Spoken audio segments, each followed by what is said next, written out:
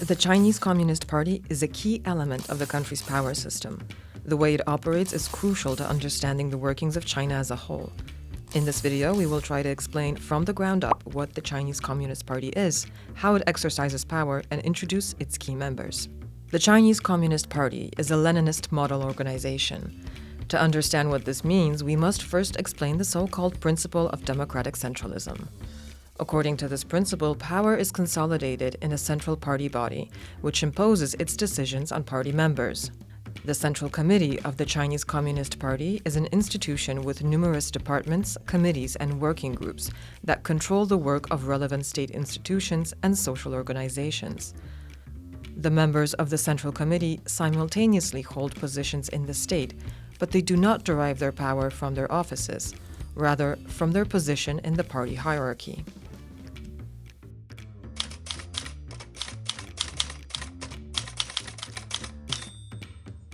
Obviously, the most important is the party. Is always the party. Party is always first. Party govern in the north, in the south, in the east, in the west, and in the center, as Xi Jinping said. Party hierarchy is the most important, and is the party hierarchy decide who is really running the things in the state. Sometimes it's the same person. Is the minister is also the head of the party committee in this given ministry. But sometimes we have the different situation when the ministry is only run by the person who is in the charge of the Communist Party cell in this organization, not by the person who is in the state hierarchy on the top. This happens, not always, but sometimes it happens. In this kind of situation, it's always the head of the party in the ministry or any agency, state agency, is the person who is really running this entity. In conventional Western political parties, the party leadership is elected by all party members. And herein lies the difference with the principle of democratic centralism. Successive members are introduced by those who are already in the party elite. The highest authority in the Chinese Communist Party is the Congress, which is usually held every 5 years and has two important functions. It provides changes to the party's statute and elects the Central Committee. Between Congresses, the Central Committee plays the biggest role. It is the most important body of power in China. It's made up of 205 members, and its name changes with the number of the Congress that elected its members. For example, the 20th Central Committee was elected at the 20th Congress of the Chinese Communist Party. The Congress is prepared by the outgoing Central Committee, which decides on the list of candidates for the upcoming Central Committee. This list is crucial.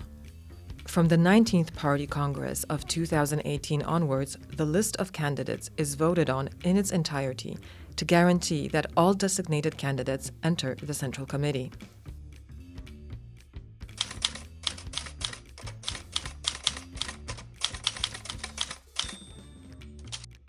Theoretically, yes, it's happened even in the army that you have some people in the lower echelons who are not party members, but on the practical level, you cannot advance too high if you are not party member. And it's two reasons for this. One is political. You have to be party member to advance. Party have to control you. Party have to trust you to be responsible for something more than one or two person in some small cell somewhere in the place forgotten by the party in the whole bureaucratic structure. But you will not do career if you are not party member because you don't know people.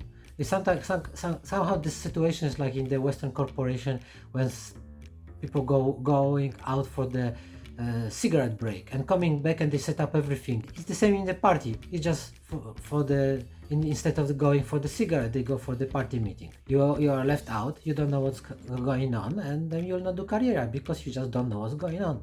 Simply like that. The Central Committee of the Chinese Communist Party is managed by the General Secretary of the CCP, while key decisions are made by the 24-member Political Bureau, or Politburo. However, the real center of power is yet another body inside the Politburo, the 7-member Politburo Standing Committee.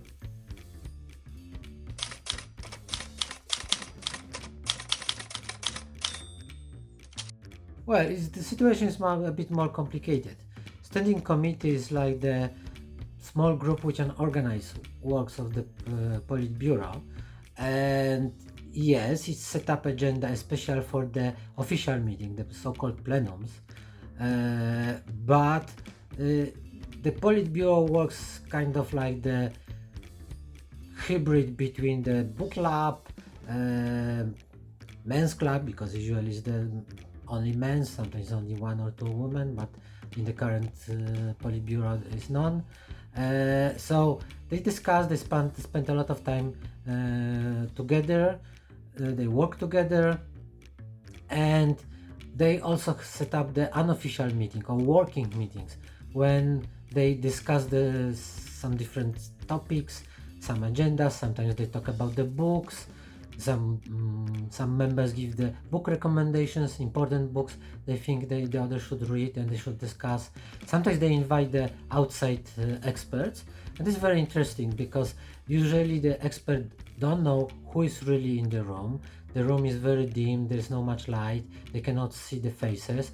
They got the questions, but they got questions only by the aides, so they don't know who hand them any given the question. Yeah, so this is very interesting, and usually they are encouraged to speak their mind, but they are forbidden to say out into the outside world what they say and what questions were there. So we know only this because few of them in general very vague way describe it what they do there, but that's it. We don't know much about the interworkings of the Politburo, except that it's meeting regularly and it's sometimes very heated up discussion, and in theory they shoot up to decisions by the consensus.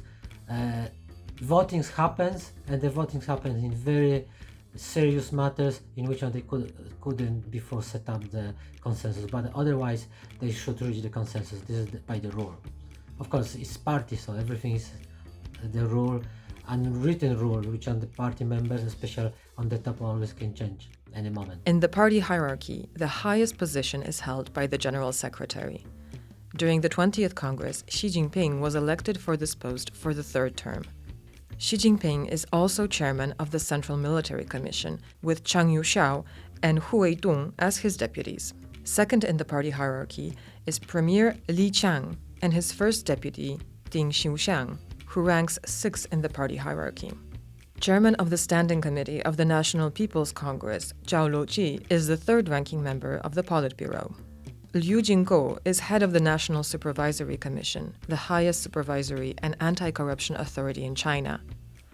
Jiang Yu is chairman of the Supreme People's Court, which in China is both the Supreme Court and the controlling body of all other courts.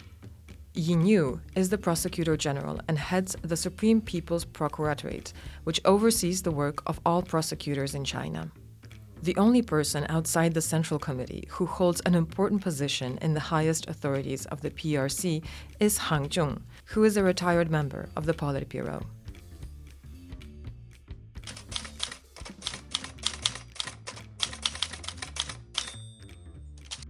Before, each delegate for the National Congress of the Communist Party of China could give one vote for each candidate, and the people who entered the Central Committee were elected to the next Central Committee. There were people who get the more votes.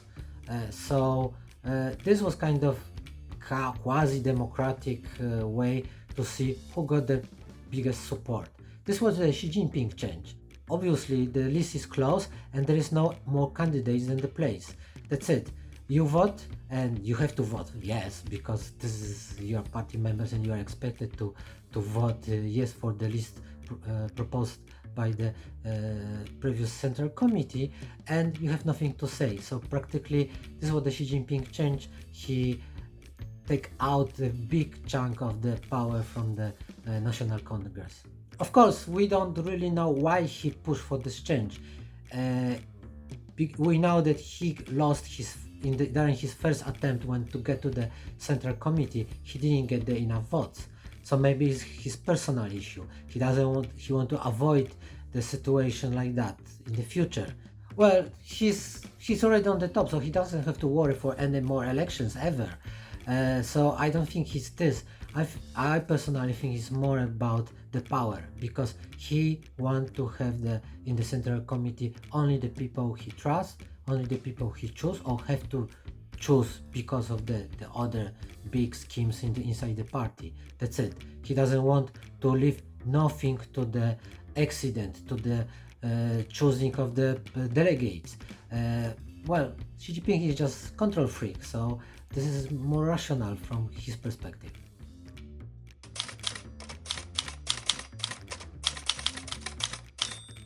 On the last party congress on the 20th, there was not so much structural changes inside the party. This was really happened. This was the moving control over how the state operates from state apparatus to the party apparatus, to the central committee.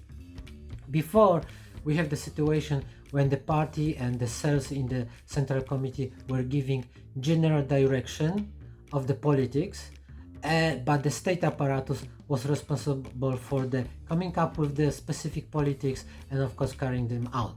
Now is the cells from the central committee. They decided not only about the general direction, but they set up the very specific politics, and they're gonna to control how they're implemented.